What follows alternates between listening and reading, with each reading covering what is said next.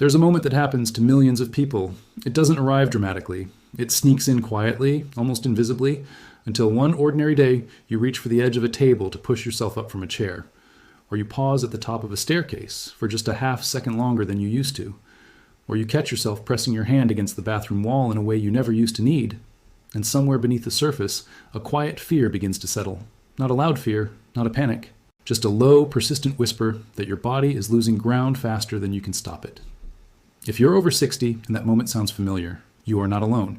And if you've been walking faithfully every day, thinking that walking is enough to fight it, I need you to hear something clearly. Walking is not the problem. Walking is good. But walking alone is not enough. Not for what your body actually needs after 60. And the gap between what walking provides and what your body truly requires is the gap where independence is quietly lost. What I'm going to share with you today is used by physical therapists in clinics around the world. It is backed by genuine research in aging and human movement, and it has helped people in their 70s, 80s, and beyond regain strength, balance, and confidence they genuinely believed was gone for good. It is one exercise. You do not need a gym. You do not need equipment. You do not need to get on the floor. You need a chair, a few minutes of your time, and the willingness to understand why this one movement changes everything for people over 60. Stay with me all the way through today, because by the time we finish, you will know exactly what to do, why it works at the level of your muscles and your nervous system and even your brain chemistry, and how to start right now, no matter how long you've been inactive, no matter what kind of pain or limitation you've been carrying, and no matter how many times you've tried and stopped before.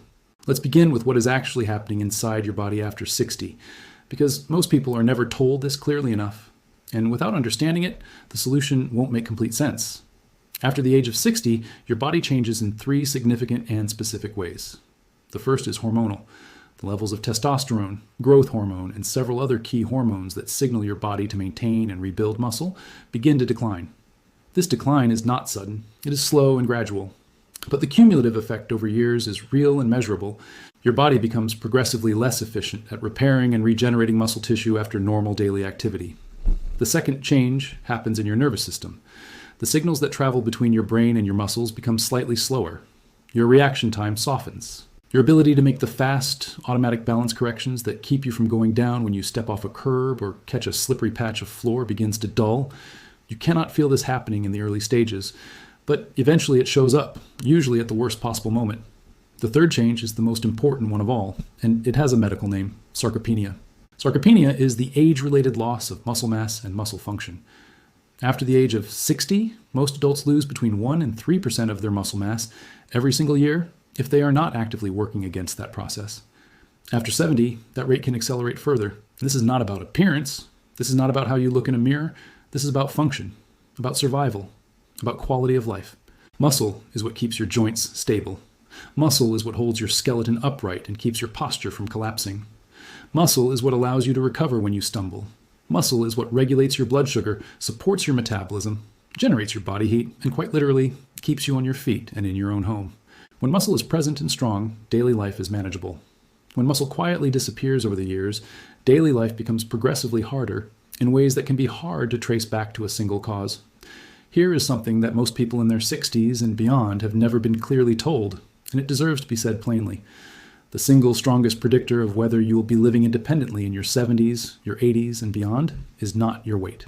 It is not your cholesterol number. It is not your blood pressure reading, or how many steps your fitness tracker records each day.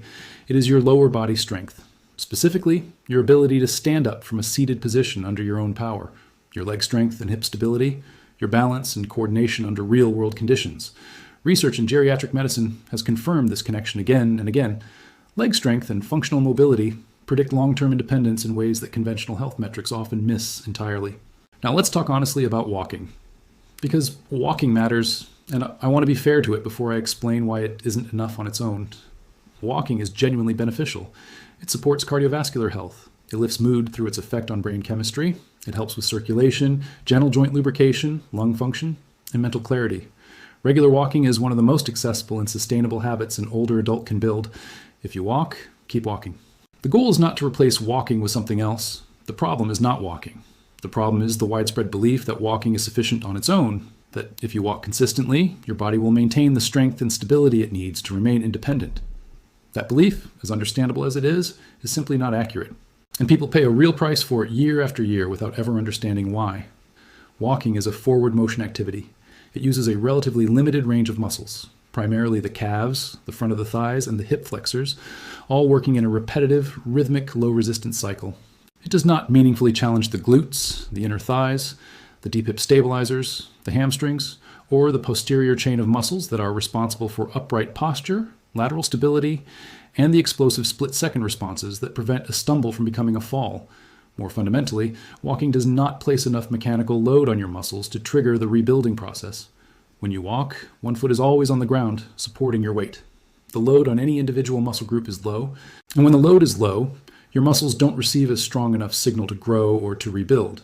They maintain what they have at best, and at worst, they slowly lose ground to the progression of sarcopenia that is always running in the background. This is why someone can walk faithfully every single day for a year and still feel their legs getting weaker, still feel unsteady on stairs, still feel that subtle wobble when they step down from a curb or reach for something high on a shelf. It is not failure, it is physics, and physics has a solution. That solution is something called the chair squat. And before you dismiss that, because it sounds simple, I need you to understand what is truly happening when this movement is performed correctly, because it is far more powerful than it appears. When you press yourself up from a seated position in a chair and then slowly and deliberately lower yourself back down under control, you are doing something remarkable. You're lifting almost your entire body weight against gravity using the largest and most powerful muscle groups in your entire body. Your quadriceps across the front of your thighs, your glutes behind your hips, your hamstrings along the back of your legs, your hip abductors along the sides, your core stabilizers deep in your abdomen and lower back. Every single one of these muscle groups working in coordinated sequence all at once, in the exact functional movement pattern your daily life requires. Think about that for a moment. Every morning when you rise from your bed, that is a squat. When you get up from the toilet, that is a squat. When you sit down for dinner and stand back up, that is a squat. When you lower yourself into a car and climb back out, that is a squat. The squat, in its most fundamental form, is the movement your body performs more often than almost any other throughout the day. And when that movement becomes unstable, uncertain, or painful, everything built on top of it begins to erode. Now here is the element that makes the chair squat the ideal version of this movement for people over 60. Unlike a weighted gym squat that requires equipment, experience, and confidence, the chair squat meets you precisely where you are. The chair behind you removes fear. It provides a safety net that makes the movement accessible to virtually anyone, regardless of fitness level or history. You control the depth completely. You control the speed. You decide how much support your hands provide. Nothing is imposed on your body. You dictate the terms based on what feels manageable right now. This is exactly why physical therapists around the world use this movement as their foundational starting point for rehabilitation, fall prevention, balance restoration, and long-term mobility work. It is not a beginner movement that you graduate beyond. It is a fundamental movement that you grow within. Let's walk through the form carefully, because how you do this matters enormously. Start with a sturdy chair, not a soft couch, not a rocking chair, but something firm and stable. Sit toward the front edge of the seat, not all the way back with your hips deep in the chair.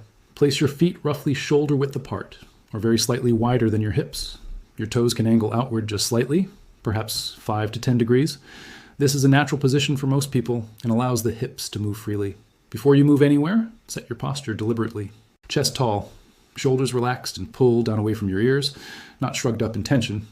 Eyes looking forward at the horizon, not downward at your feet. This alignment protects your spine and allows all the correct muscles to engage in the right sequence. To stand up, lean forward very slightly from your hips, not from your waist, not by rounding your back, but a gentle hinge forward from the crease of your hip, the way you would if someone put their hand on your chest and said, "Tip forward just a little." And press your weight gently through your heels and drive through your legs to rise to standing. Move slowly. Do not launch yourself up quickly. At the top, stand fully upright without locking your knees into a rigid, stiff position. Just a controlled, tall stance. Now the descent. This part is actually more important than standing up. Bend your hips and your knees slowly, initiating the movement by pushing your hips back slightly as if you are reaching for the seat behind you. Lower yourself back toward the chair with complete control, as if you're trying to land silently. Gently touch the seat, and then press right back up without resting your full weight on the chair. That is one repetition, done properly. If you need your hands on the armrests in the beginning, use them. Use them without any self-consciousness. They are there. They are part of the movement, and using them is the intelligent choice while your legs are building their strength. Weeks from now, you will naturally need them less. There is no schedule for that transition. Your body will tell you when it's ready, how many repetitions and how often. Start where your body is right now, not where you think it should be, and not where it was 5 years ago. For some people, 3 careful repetitions is the starting point. For others, it might be 8 or 10. The indicator you're looking for is this. Your muscles should feel like they are working. You should feel effort in your thighs and hips, but your joints should not be hurting. Muscle fatigue is completely normal and is actually the signal that the exercise is working. Sharp or stabbing joint pain is a signal to stop, rest, and reassess your form or your range of motion. Aim to do this movement at least 3 to 4 times per week. Every day works beautifully if your body recovers well between sessions. The most important variable is not how many repetitions you complete in a single session. It is how consistently you show up. 3 repetitions performed almost every day will build more genuine strength over time than 20 repetitions done randomly when motivation strikes. There is a well-known test used by clinicians to assess the functional fitness of older adults called the 30-second sit-to-stand test. The idea is simple. How many times can you rise from a chair and sit back down in 30 seconds? Research has found that the number of repetitions a person can complete in this test correlates meaningfully with their risk of falls, their level of independence, and even their biological age, as measured by physical function rather than the calendar. People who score well on this test tend to report better mobility, fewer falls, and greater day-to-day independence. People who score low are statistically more likely to face mobility limitations in the coming years.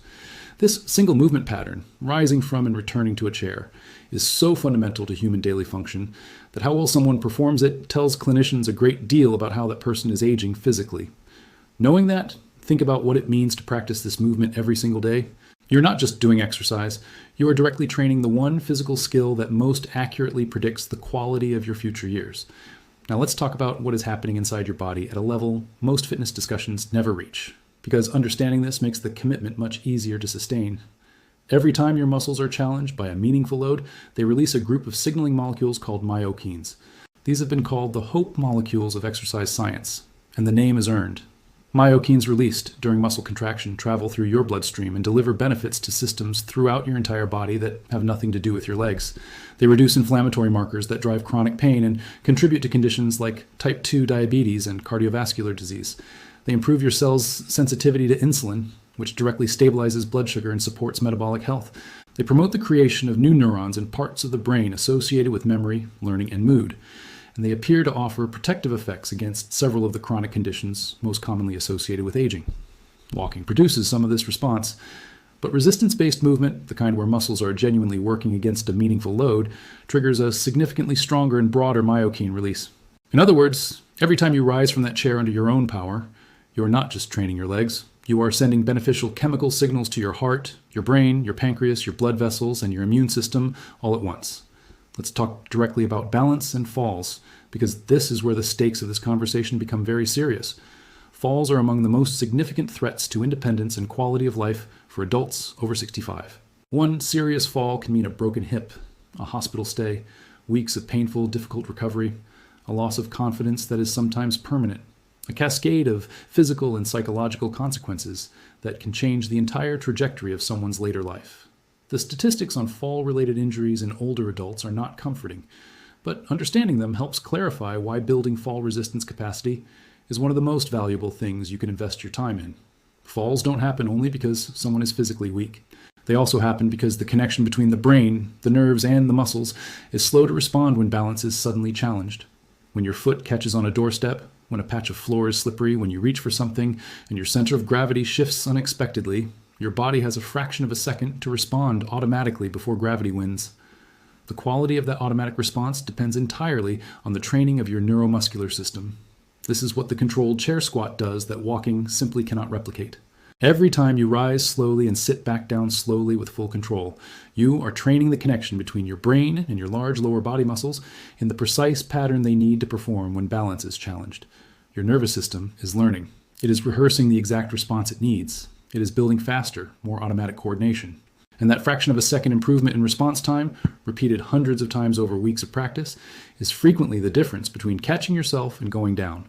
Beyond the physical, there's a psychological dimension here that rarely gets discussed openly.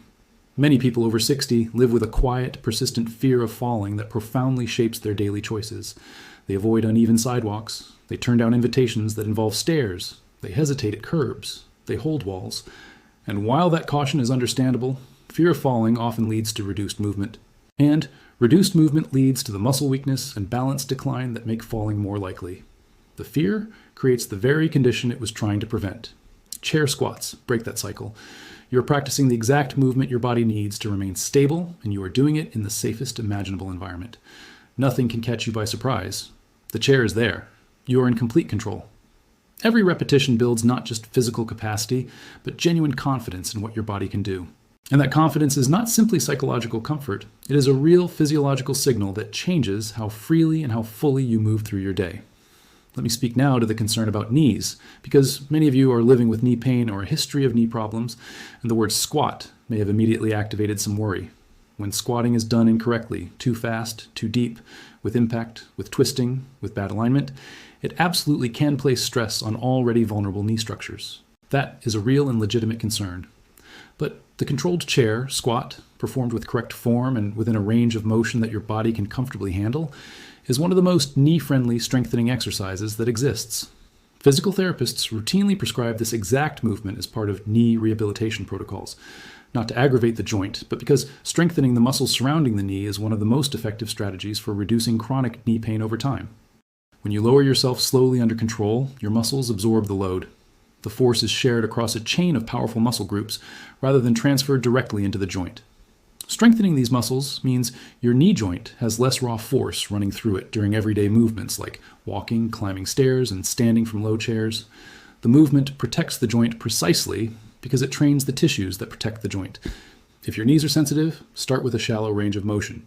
You don't need to lower yourself all the way down to make meaningful progress. Even a modest controlled lowering and rising, repeated consistently, provides real benefit. Work within a range that feels manageable and extend that range gently, gradually, over weeks and months as your body adapts. Breathing during this movement is more important than most people realize, so let's address it clearly. As you begin to press up from the chair, exhale slowly through your mouth. As you begin to lower back down, inhale slowly through your nose. This breathing pattern naturally activates the deep muscles of your core, which brace and support your spine during the movement. It also helps regulate blood pressure during exertion, which matters particularly for those managing cardiovascular conditions. Breath holding during physical exertion can cause sudden and significant spikes in blood pressure. Coordinated breathing prevents that and makes the entire movement safer, more effective, and more comfortable. Now, let's talk about how to actually fit this into a real life. Because the biggest barrier to exercise for most people over 60 is not physical limitation. It is the model of exercise as a separate event requiring dedicated time, preparation, and a trip somewhere. That model works well for some people, but for many, it becomes an obstacle that grows larger the more life compresses around it. Chair squats do not require that model. They can be woven into the natural fabric of your existing day with almost no disruption. A set of 5 repetitions before you sit down to breakfast. A set while the kettle heats or the coffee brews. A set during a commercial break. A set each time you naturally get up from a chair during the day, turning a movement you are already doing anyway into a deliberate practice. When exercise becomes a small part of your natural daily rhythm rather than a separate event you have to find time and motivation for, it stops requiring discipline and starts becoming simply how you live. That is when real, lasting change happens. Not from grand efforts, but from small decisions made consistently across hundreds of days.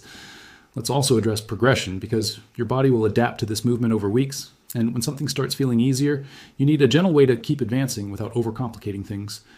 The simplest and most effective progression is slowing down the descent. Instead of lowering yourself in one fluid motion, take 3 full, deliberate seconds. Count them. 1, 2, 3.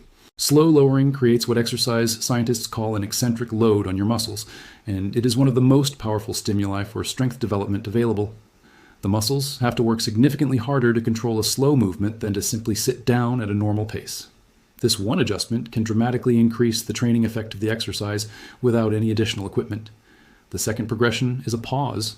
When you reach the point just above the seat, hover there for 1 to 2 seconds before making contact. Your muscles must work hard to hold that position under the full load of your body weight. That brief pause, invisible from the outside, creates a powerful internal challenge that builds strength efficiently and effectively. The third progression, when you feel genuinely ready, is to remove your hands from the armrests entirely. Cross your arms over your chest. Now your legs, glutes, and core must manage the entire movement with no assistance. This is the strength you need for real life, and when you can do it consistently, you will feel the difference in every step you take, every stair you climb, and every chair you rise from without thinking about it. There is something I want to say about the emotional dimension of this, because physical strength and emotional confidence are not separate things for older adults. They are deeply connected in ways that matter profoundly to quality of life. Many people over 60 describe an experience that happens slowly, gradually, and almost invisibly. The world begins to feel smaller. Certain activities that were once natural become effortful. Certain places start to feel out of reach. Plans get declined more often than they used to. Trips feel more complicated than they're worth. And without fully realizing it, life contracts around the edges. This is not laziness. It is not a lack of character. It is the quiet psychological consequence of physical limitation, and it affects millions of people who feel too private about it to say it out loud. Strength reverses this contraction. Not overnight and not dramatically, but consistently and meaningfully over time. When your legs feel more reliable, you walk with more confidence and less hesitation. And when your balance improves, you stop avoiding the uneven surfaces that used to make you nervous.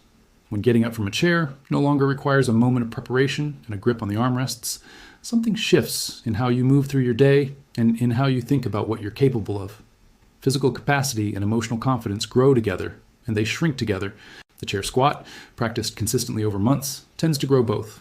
Walking still belongs in your life. Let's be very clear about that. Walking nourishes your cardiovascular system. It elevates your mood through well-documented effects on brain chemistry. It supports joint lubrication, lung capacity, and circulation. It is one of the most natural and sustainable movement habits a human being can maintain. Keep walking. Walk as much as you enjoy walking. But think of walking in chair squats as two different kinds of nourishment for your body. Walking feeds your heart, your lungs, and your mood. Chair squats feed your muscles, your balance, your nervous system, and your independence. Neither one gives you everything on its own. Together, they form something close to a complete foundation for healthy aging.